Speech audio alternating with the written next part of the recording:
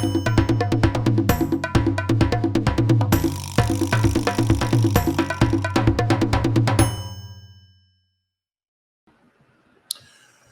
evening, everyone. This evening, I will be speaking on a democratic republic and a Republican democracy. I've been having this discussion for the past couple of weeks on and off of social media. And I think a lot of times people are confused because of what they may have read, what they may have saw, what they may have experienced. And I think it's important to provide context and clarity anytime we're talking about government and what we truly live in today. And then we're going to lead that into this whole discussion about Russia and the Ukraine, or the Ukrainian Russians or the Russian Ukrainians. And we're going to break that down somewhat. And I think this is going to be a very interesting topic and discussion. If you have any comments, please, or questions, please leave that in the chat. If I don't know something, I won't speak on it essentially, and I will provide references for people can go and look this up themselves. Now, first and foremost, we're going to do a small teaching lesson so we can understand what a democracy is and what a republic is. Now, some of the definitions on the internet is very, very confusing, so bear with me. Good evening, Brent C. Nice to see you, brother. Let's break this down, family. So, democracy, because president after president, government officials, Congress, everyone speaks about that America is a democracy. It says that democracy, a system of government by the whole population or all the eligible members of a state, typically through elected representatives like your congressman. Also, a state governed by a democracy. Okay. Second, what's a republic? A state in which supreme power is held by the people and their elected representatives, and which has an elected or nominated president rather than a monarch. Also, it states a group with a certain equality between its members. Why is this important to us as Americans? It's important because essentially we don't know what state we actually live in. We don't know what type of nation or country or corporation that we live in. So essentially, people will tell you that we live in a democratic republic. Now, most likely you'll hear the word democracy or democratic, democracy or democratic. Then some people say, well, according to the Constitution, we live in a republic. And then those who've done some study of history, international affairs, foreign affairs, etc., they would tell you we live in a democratic republic. And I know this can be quite confusing.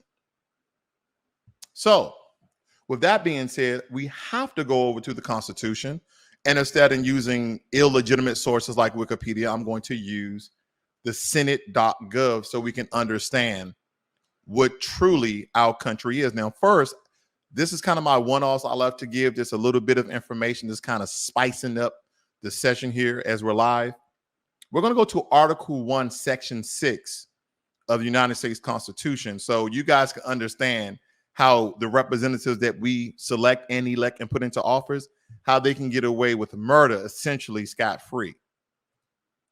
Now, this is Section 6. The senators and representatives shall receive a compensation for their service to be asserted by law and paid out of the Treasury of the United States. They shall in all cases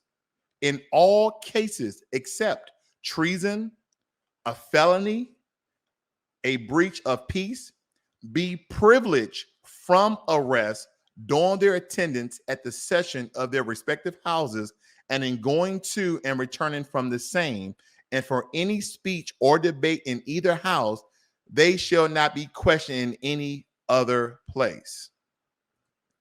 So basically, he's saying in the line of duty, in the line of their work, they can't be arrested unless they commit a felony.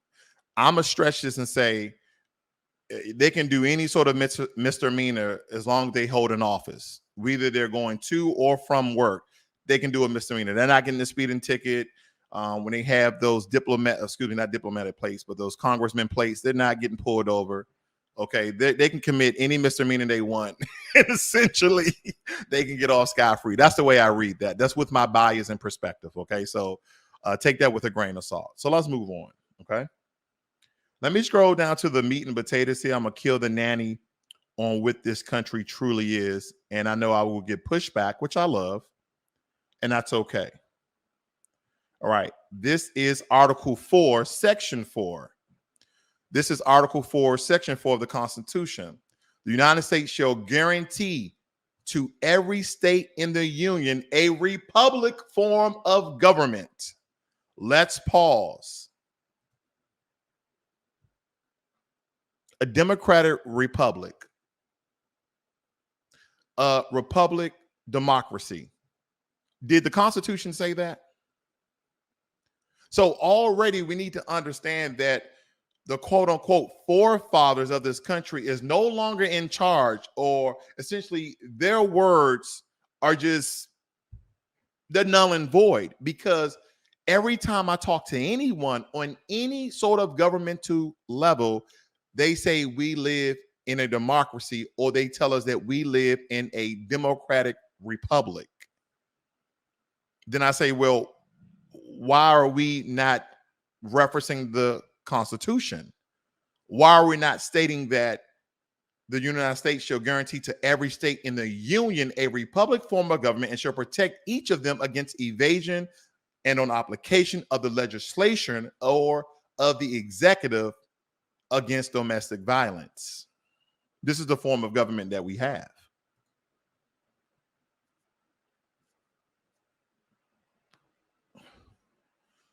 And this is from Senate.gov. Go ahead and hit your Control F and look up democracy or democratic to see if the word even exists in the Constitution. And let me know. Good evening, Sean, and good evening, D'Angelo Hill. Thank you, brothers, for joining me this evening. Hopefully we get some sisters in here as well. Don't want to have a meat fest. That's a joke. Is this a joke? Stay with me. So now let's get into essentially what a democratic republic is. Okay.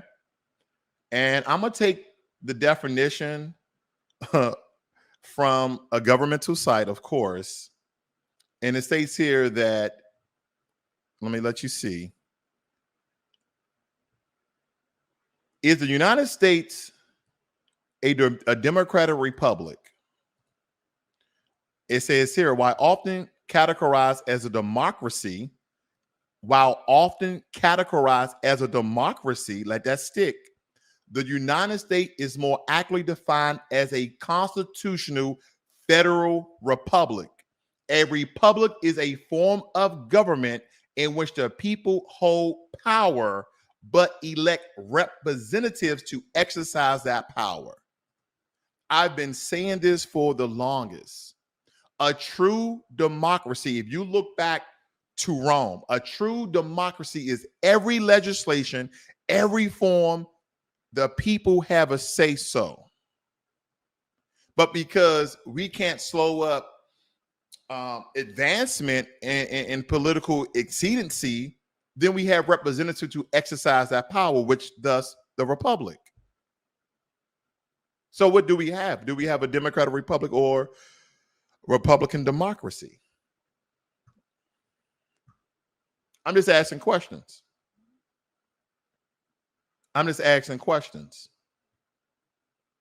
Because I know a lot of us would like to know this. And I think that in order for us to understand the country that we live in, and everybody is spewing the same rhetoric about we live in a democracy, it's a big fat lie. Now, we're going to go over and we're going to define what a Republican democracy is. I keep seeing Democratic Republic everywhere I go, family.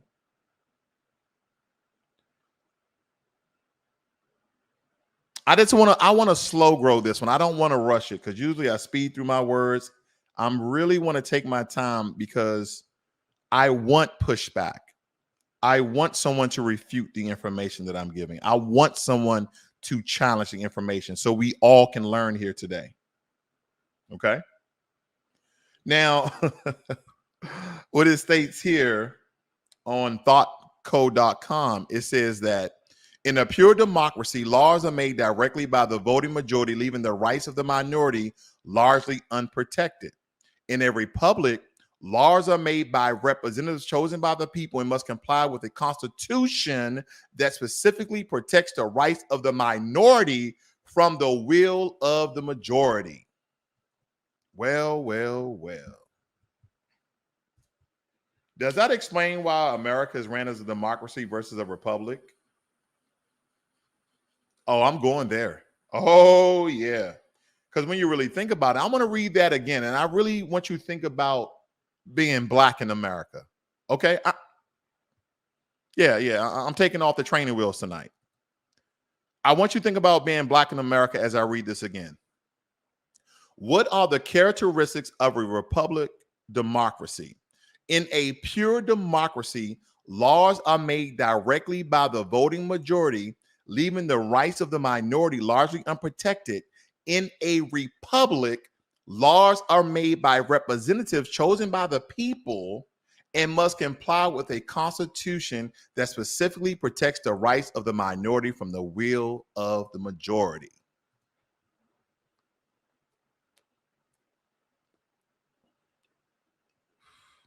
You ever heard the term of gerrymandering? Red zone rezoning? I just let that stay with you, family. So the question is the United States a democracy, a republic, a democratic republic, or a Republican democracy? That's the question tonight.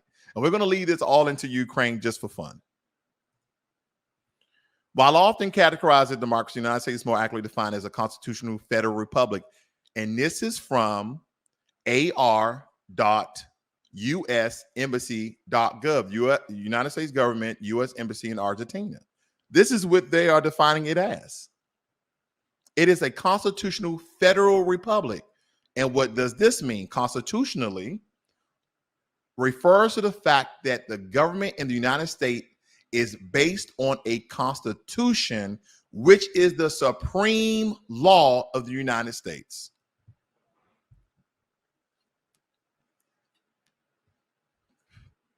Thank you, Draco. Thank you, Draco.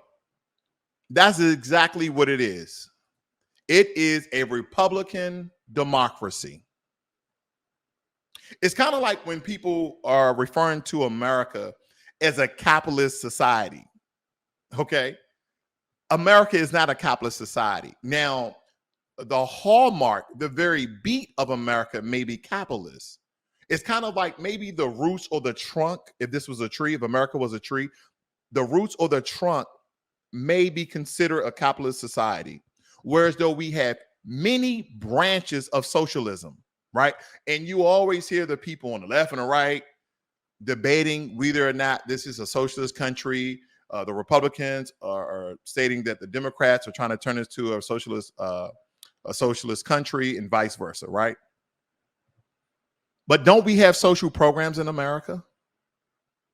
Don't we have social programs in America? If you have a dying business and you file your taxes, don't you get a tax return because of the money you put in to start a business? Don't you get a tax return? Where in other countries, if you started a business with your money and you didn't get any sales, you didn't generate any revenue, you don't get a goddamn tax return. You got absolutely what you made, jack and zero. You didn't make anything. Zero, zilch, donut, nothing, nada. That's exactly what you got. But that's a socialist form of a tax reform. Let's look at it even deeper than that. Let's look at welfare. Let's look at EBT.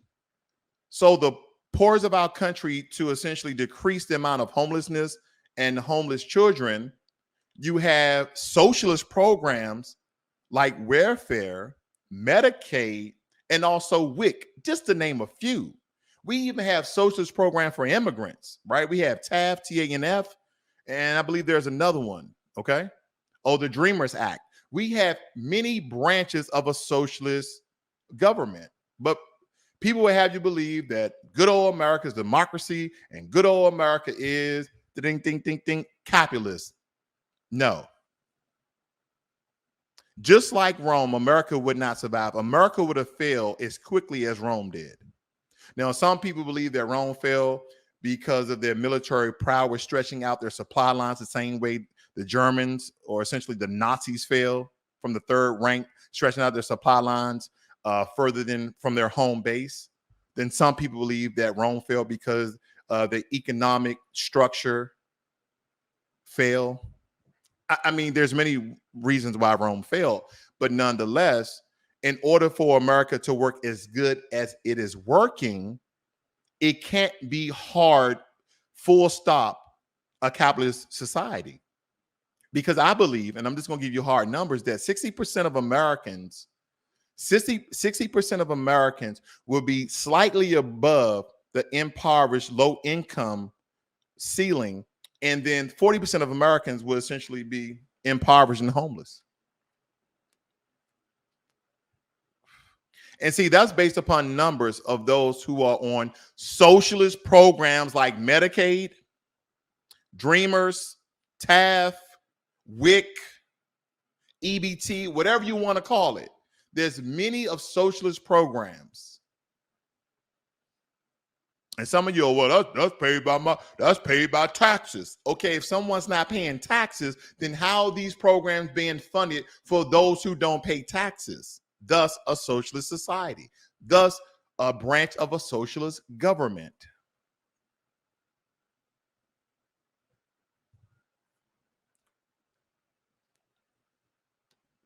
Now, the question I have for you guys here this evening is concerning yourself with the situation between the Ukrainian and the Russians. Should that concern Black America? Should you be worried about that? I mean, other than a nuclear war, a nuclear fallout, which I really doesn't think that will happen. I'm not trying to incite fear here, but you know, Vladimir Putin did say, hey, the West should not get involved in our affairs. Just to let you know, if World War III would occur, Russia wouldn't win, but nobody would win, because we have, and I'm taking this out of quotations here, one of the largest nuclear stockpiles in the world.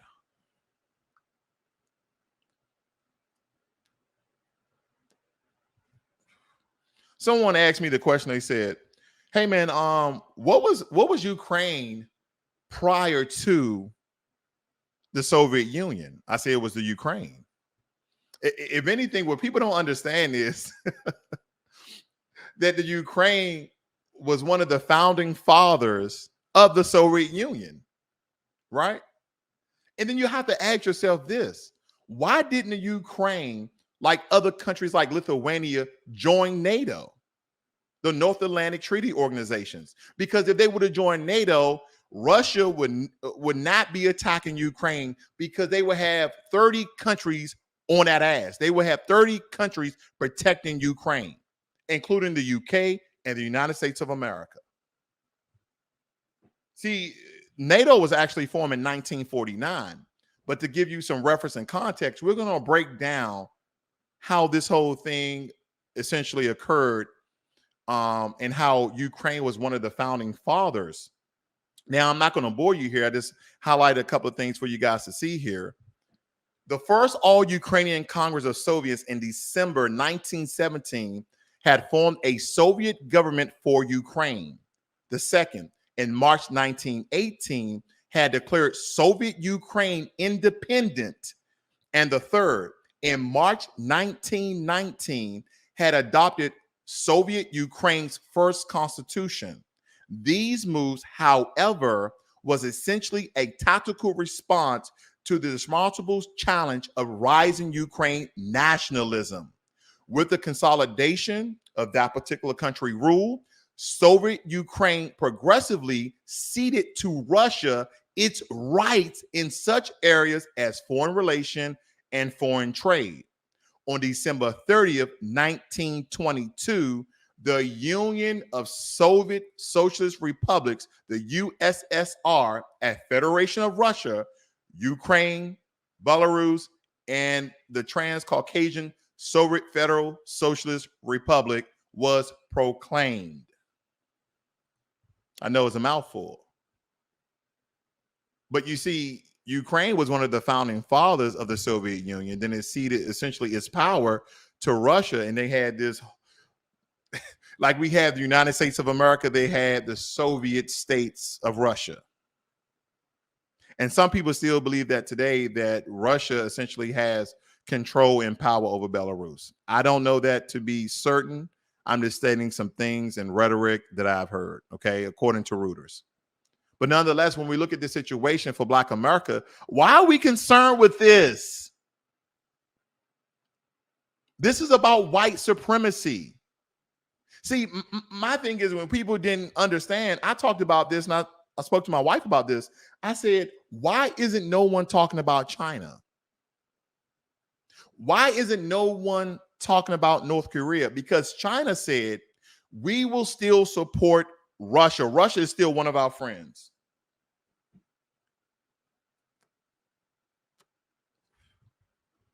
And if you want to prove me wrong, please look it up and put it in the chat. Because we need to understand the Korean War to understand the correlation and connection that I'm making. Who was part of the Korean War? Who supported North Korea? See, a lot of these communist countries stick together.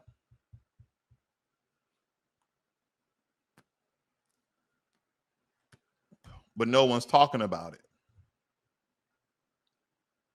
See, a lot of us are concerned ourselves with the situations because we saw nationally on TV how the Ukrainians were discriminating against the African immigrants trying to essentially leave the country on buses and trains. And I had this conversation. I had to make context. So I was like, take, for instance, foundational Black Americans. We had a state, right, within Africa, right? We had our own state. And let's say war broke out in all the neighboring African countries, and we were trying to leave to an island, or we were trying to just leave the hell out of there. And we saw, we had people fleeing, coming into our country to leave on our buses and trains. I'm just making correlation here. Some of you, this might not make sense, but it makes sense to me. And and my question to myself is, would I allow other people who are non-citizens to get on the bus, to get on a train prior to the citizens of that country? Ask yourself that question. So let's just take, for instance, Foundational Black Americans is modern day Ghana. And you had Nigeria, you had Senegal, you had Mali, you have all those neighboring countries flocking into Foundational Black Americans country to get on our planes, trains, and automobiles to leave the country because Africa is an all-out war. Would you allow immigrants to utilize the infrastructure to leave the country, or would you allow your citizens to leave the country first? Now, granted, I understand there may be immigrants who became citizens. That's a different variable. That's something that we must look at. And this is why, and this is a one-off, this is why it's important for all of you guys to get your damn passport. Now, a lot of people like to say it's racism, discrimination, racial bias. I really don't know. I'm just asking a question here, and I'm stating some things to kind of have you to think outside the box. Because I'm gonna let you know right now, if I'm one of the guards, I'm one of the military personnel, and we have 30 buses, and I'm gonna tell all the guards, all the soldiers on those military buses, we must make our citizens first.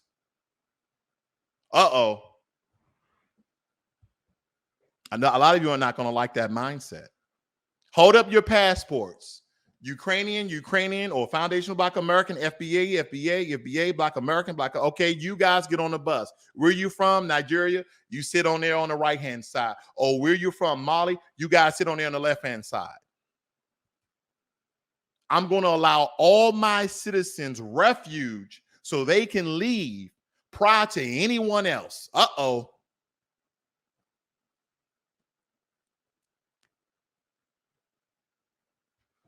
Now, granted, some of you may ask, well, Ross, what if some of the citizens of FBA was white? Would you allow them on before the neighboring African countries to leave the country?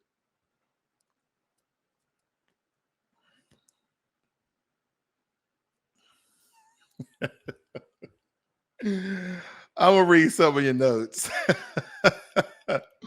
Brent C says, absolutely not, but my ammo prices for my AKs about to go up. He also states in China wants Taiwan for technology as Russia wants Ukraine for the military weapon capabilities, including parts for nuclear power. But it really doesn't matter what what Russia wants Ukraine for.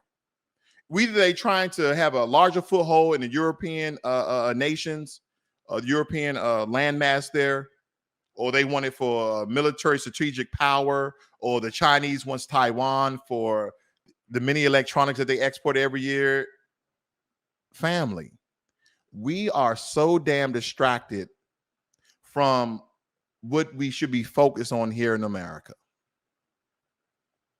It's kind of like what Muhammad Ali said when they drafted him to go to war. He like, ain't no damn Viet Cong ever do nothing to me. My fight is right here with the white supremacists in America. Family, that's our fight. Reparations first and everything else. Our fight is to replace this system of impartiality to Black Americans and replace it with a system of justice. We're worried about everything else. We have gender divide between the Black women and Black men, which was started off as a feminist movement. I mean, prior to the 1960s, I won't go there. That's a whole different topic, family. But it racks my mind that we are so inundated, right? We're so succumbed by what's going on in the white supremacy countries of the world, and not the white supremacy state that we currently live in, and what we have to do to push Black empowerment to the front.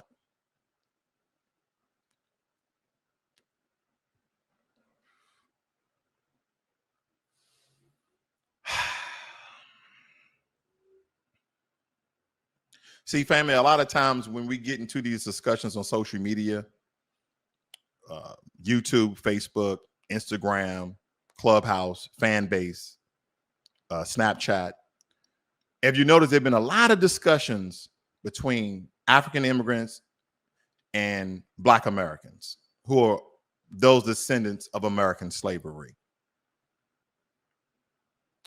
And yeah, the conversations are very divisive. But all the while, even though we have to call coons out, we have to call these puppets of the white supremacy system out, we have to stay focused on reparations. We have to stay focused on Black empowerment. We have to stay focused on justice.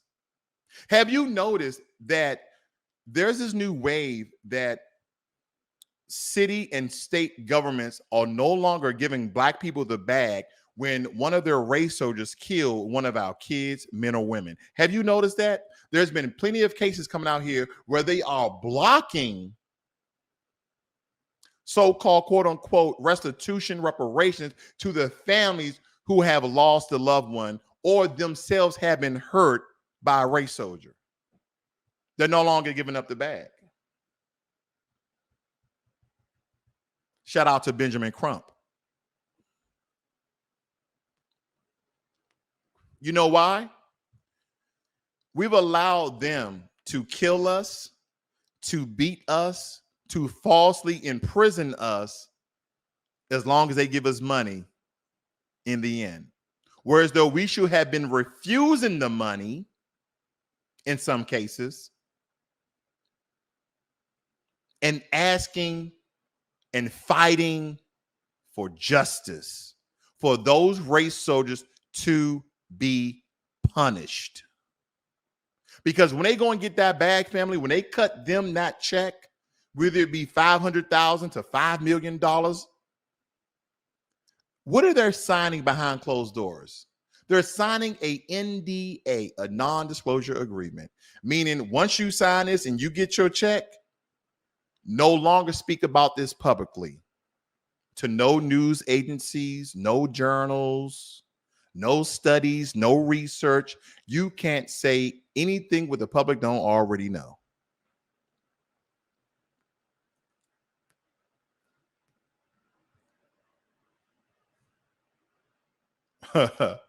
Max says that they won't give us reparations because they won't give more to take less. Absolutely not. Family, I just got on here tonight. I was going to skip my cigar talk this weekend, but this situation has really discombobulated my way of thinking of how we get thwarted, we get our arguments deflected because everything else is going on in the world. And some people will constitute this as white on white crime. This is white supremacy, plain and simple. Like some people, like someone stated here, this is about Russia trying to essentially assume Ukraine's military capabilities. I would like to believe that Russia's trying to form the Soviet Union of old. And to bring more context to this, I won't get into the countries that was part of the Soviet Union, but what I will do is look up the countries of NATO, right?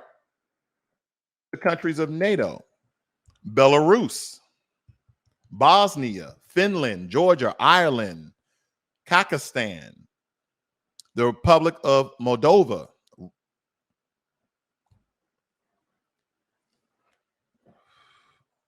bear with me, family. I think that's the wrong list. I want to make sure I get this right. This is very important. All right, here we go, family. Here we go. Let's look at this together.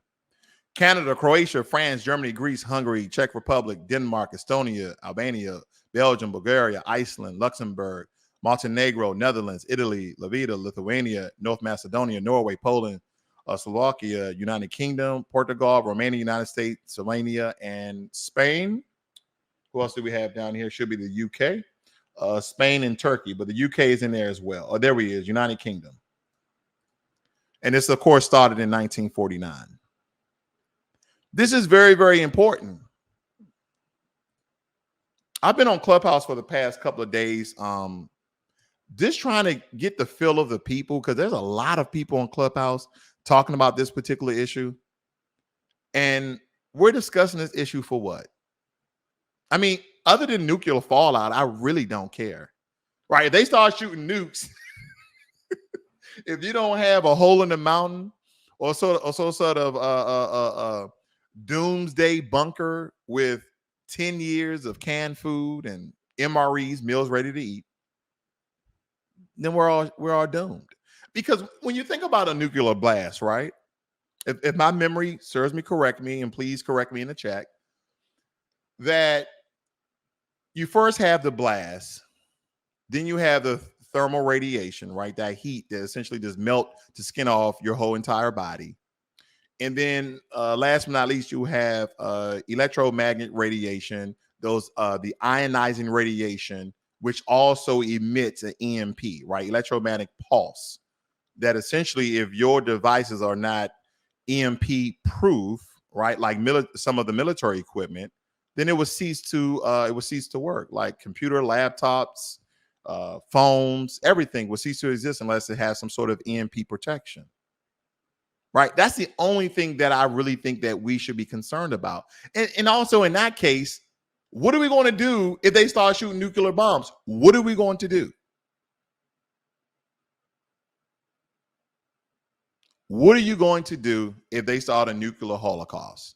What are you going to do if they start World War III with nuclear bombs and missiles? What are you going to do?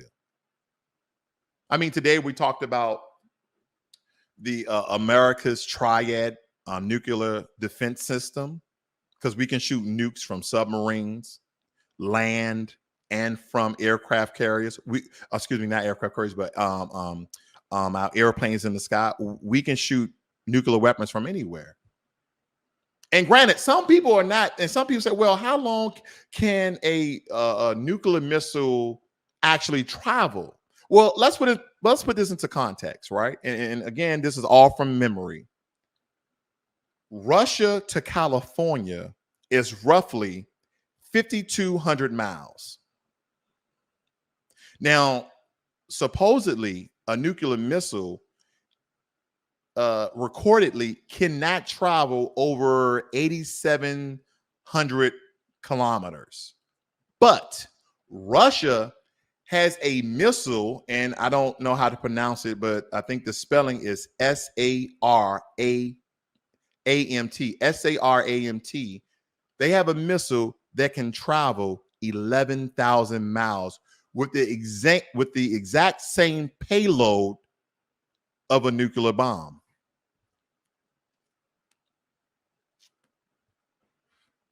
Because some people would like to believe that Russia can't reach America with its missiles. Yes, it can. Yes, it can. And with that being said, this is Fair Use YouTube. Fair Use. This is for educational purposes that I'm about to show this press release to the family here to bring more context.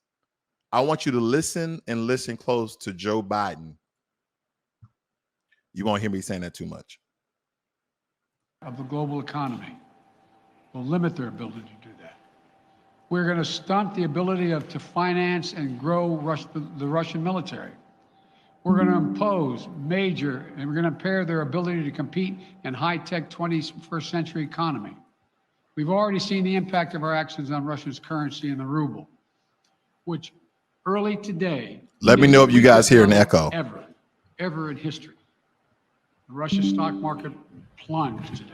The Russian government borrowing rate spiked by over 15%. In today's actions, we've now sanctioned Russian banks that together hold around $1 trillion in assets. We've cut off Russia's largest bank, a bank that holds more than 1/3 of Russia's banking assets by itself, cut it off from the U.S. financial system. And today, we're also blocking 4 more major banks. That means every asset they have in America will be frozen. This includes VTB, the second largest. Listen, family, please listen. Which has $250 billion in assets. As promised, we're also adding the names to the list of Russian elites and their family members that were sanctioned as well. As I said on Tuesday, these are people who personally gained from the Kremlin's policies, and they should share in the pain. We will keep up this drumbeat of those designations against corrupt billionaires in the days ahead. On Tuesday, we stopped the Russian government from raising money from U.S. or European investors. Now we're going to apply the same restrictions to Russia's largest state-owned enterprises, companies with assets that exceed $1.4 trillion. Some of the most powerful impacts of our actions will come over time as we squeeze Russia's access to finances and technology for strategic sectors of its economy and degrade its industrial capacity for years to come. Between our actions and those of our allies and partners, we estimate that we'll cut off more than half of Russia's high-tech imports. It will strike a blow to their ability to continue to modernize their military. I'm going to speed this up a little bit, family. Degrade their aerospace, firm our solidarity, and to map out the next steps we will take to further strengthen all aspects of our NATO alliance. Okay. This next part, because I wanted to bring context and clarity and a little bit of transparency to the conversation of all the sanctions that the U.S. is putting on Russia and seizing a lot of the money from a lot of the major corporations that Russia have around the world, especially in the U.S. over $1 trillion, okay, and putting sanctions on that. Secondly, this next part is very important because a lot of people are asking, are we going over there now? Are American troops going over there now? There's already American troops that are going over to Jordan. They're going over to bases in the European nation, strategically around Ukraine. So if Russia takes the Ukrainian capital, that they don't push past Ukraine. And key word he's about to basically state, he's not going to say it. It's kind of a lot of things. I hear what he's saying. What is he not saying? Basically, what he's saying, we're not getting involved. The only thing we're going to do is sanction.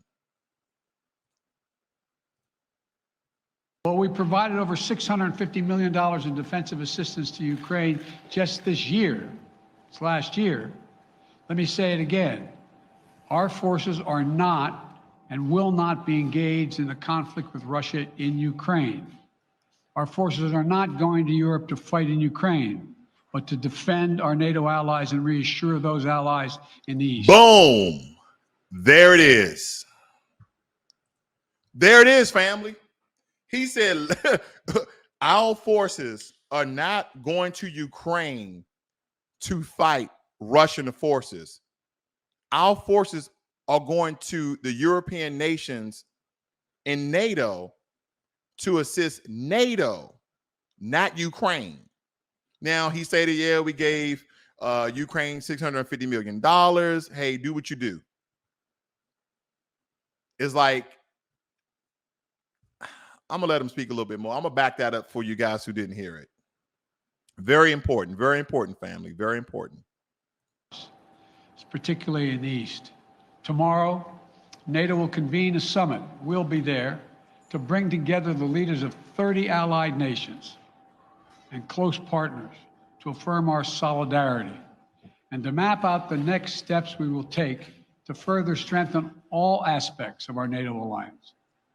Although we provided over $650 million in defensive assistance to Ukraine just this year, it's last year, let me say it again. Our forces are not and will not be engaged in the conflict with Russia in Ukraine. Our forces are not going to Europe to fight in Ukraine, but to defend our NATO allies and reassure those allies in the East.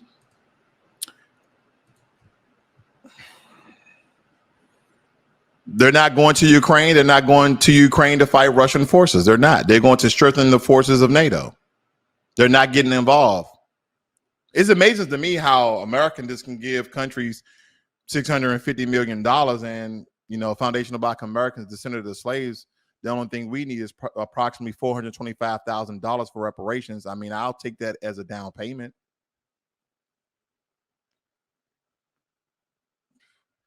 See, you can cut the check and then give me my 40 acres and whatever car I want.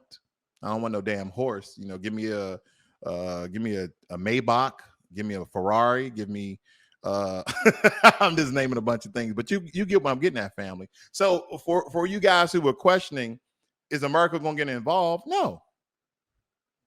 I'm going to tell you right now, family, we do not want war with Russia, because I think our government knows that if we go to a war with Russia, that China may intervene. What if China intervenes with this? Because China is not on the list of NATO. What if Russia, Vladimir Putin calls up the president of China and say, hey, man, we need 100,000 troops so we can take over Ukraine. And, we'll let you have 100,000 tons of whatever resources you want just for your support.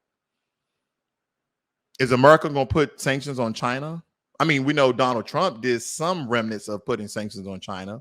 But at the end of the day, everything in your damn house is made by China. Everything. Made in China. Logitech mouse. Made in China. That was Taiwan. That's why Chinese want Taiwan. Your phone and all of its hardware. Made in China. Maybe Google or Samsung and Apple just put in their own chip but essentially everything you have, that light, that wall, made in China.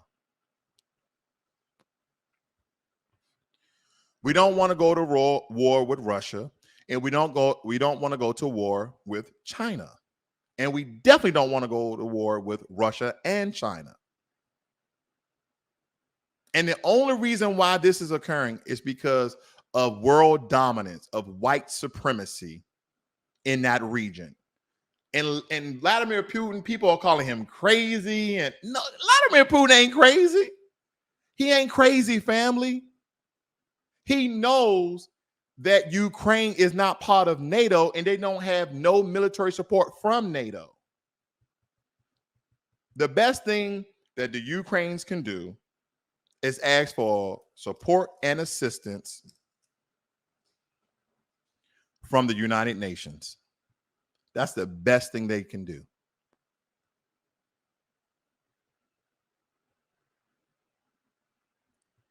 There was something else important that Joe Biden said in this particular speech here. He came out, he basically said, because I know you guys been hearing reports about Ukrainian refugees coming to America. Joe Biden's like, okay, I didn't let a bunch of African immigrants. I let a lot of Asian immigrants. I let a lot of immigrants, Afghani immigrants. I let everyone flood America. We don't have enough room for Ukraine. He said the Ukrainian refugees need to find refuge and solitude in those European countries. Ask yourself this question. Why didn't the Afghan refugees go to Saudi Arabia, go to Palestine, go to Iran?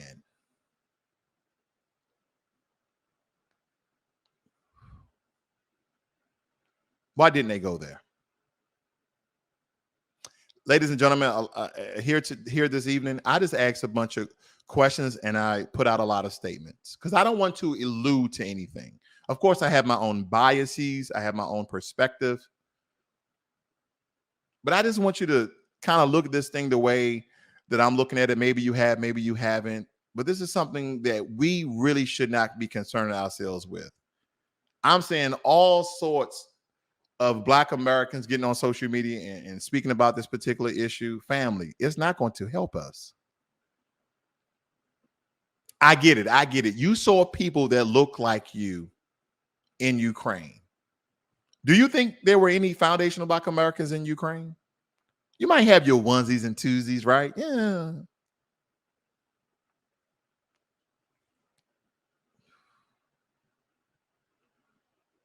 I'm going to say something that's very unpopular. If I move from this country to another country, it will not be a majority Caucasian country. It would not be a majority Asian country. If I were to go anywhere except for these United States of white supremacy, I will go to the Caribbean and I will go to the continent of Africa where people look like me. I'm not going to being a minority and being under the system of white supremacy to go into another country being the minority under the system of white supremacy. If I'm going to stay under the system of white supremacy, which is worldwide, I at least want to be people who look like you and I. I at least want to be with them, goddammit. I'm not going to Portugal. I'm not going to Italy. I'm not going to France. I'm not going to England. I'm not going to China. I'm not going to Korea. I'm not going to Japan. I'm not going to live in any other country except these United States of white supremacy. If I leave here, which I have no plan to as of yet, I will be going to countries and islands that the majority of the people look like you and I. And if you're of a different shade, then people who look like me.